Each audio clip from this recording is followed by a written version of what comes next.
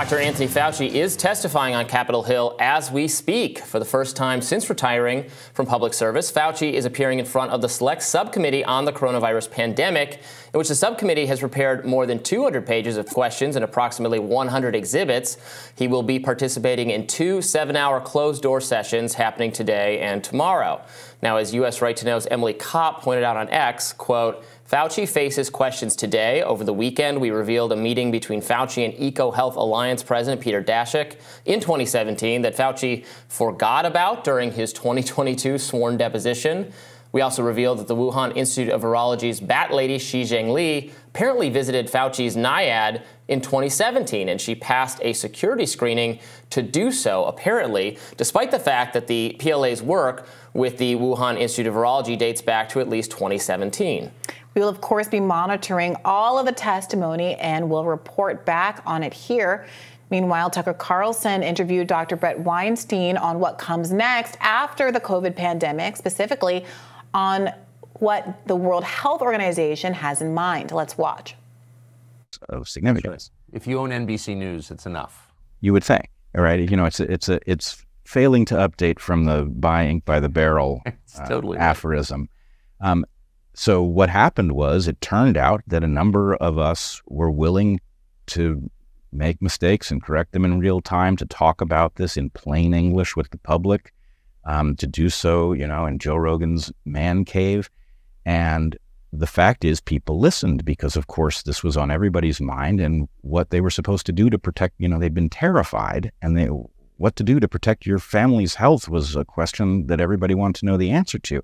So our ability to reach millions of people surprised those who thought they were just going to shove this narrative down our throats. And this gets me to the WHO, the World Health Organization, and its pandemic preparedness plan modifications. What I believe is going on is the World Health Organization is now revising the structures that allowed the dissidents to upend the narrative, and they are looking for a rematch, I think. What they want are the measures that would have allowed them to silence the podcasters, to mandate various things internationally in a way that would prevent the emergence of a control group that would allow us to see harms clearly.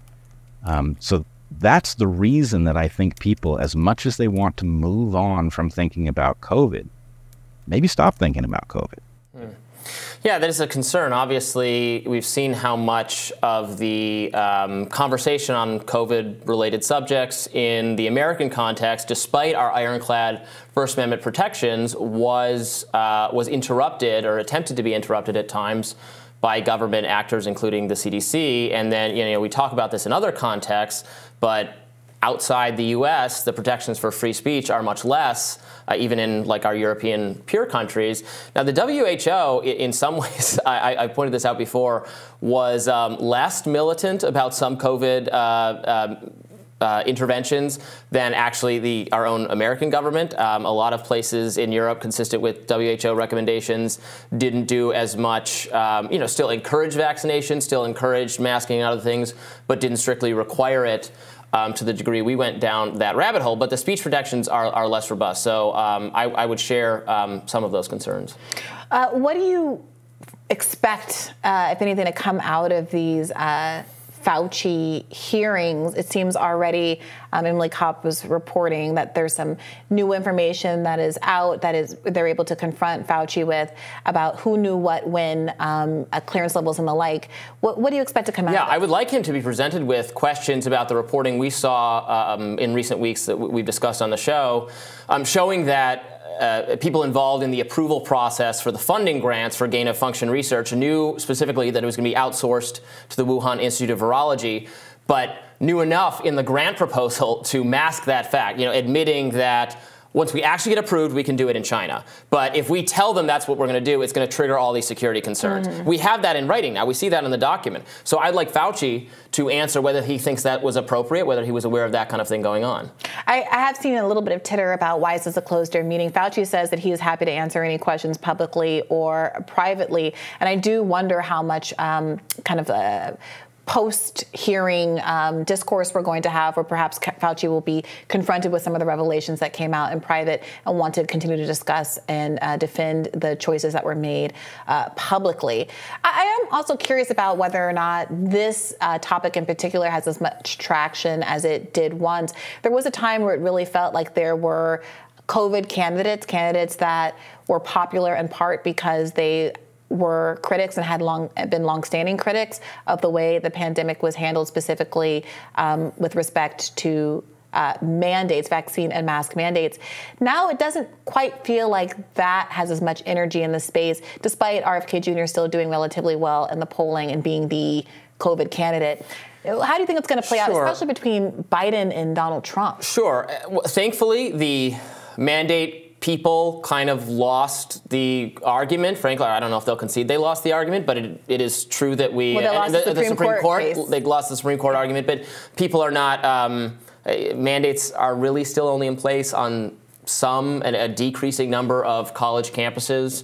So it will be interesting for the vaccines, at least. Now, we did have, a couple places have tried to bring back masks kind of cautiously. We talked about them in medical settings last week. And then I did see this Twitter thread, maybe we can put it up on screen, from the city of St. Louis, Missouri. A health official there did mandate a few days ago another mask mandate just for, so it was very weird. It was a citywide mask mandate, but the only people who had to comply with it were city officials. So it wasn't just for medical settings or a particular setting. It was citywide, but it was only for city officials. And she was citing concerns about strains on the health system. But then that quickly got undone when, in fact, other people in the health system said, no, we're having a normal winter. We don't have a strain.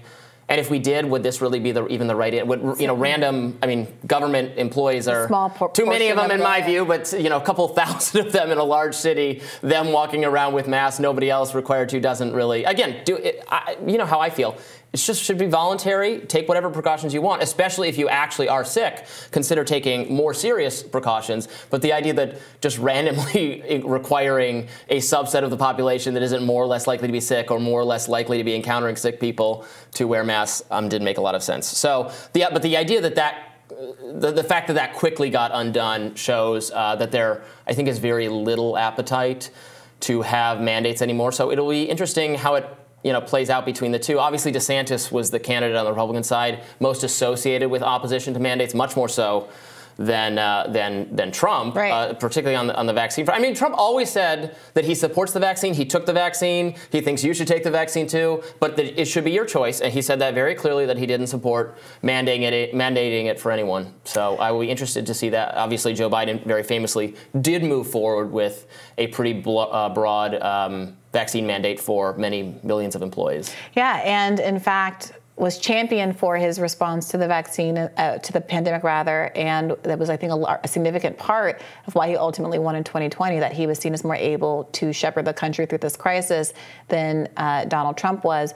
Now, I do wonder if people feel the same way for a whole host of reasons, including that his COVID policy and Donald Trump's COVID policy of not doing anything are pretty similar at this point in time. Yeah. All right, stick around. We'll have more Rising for you right after this.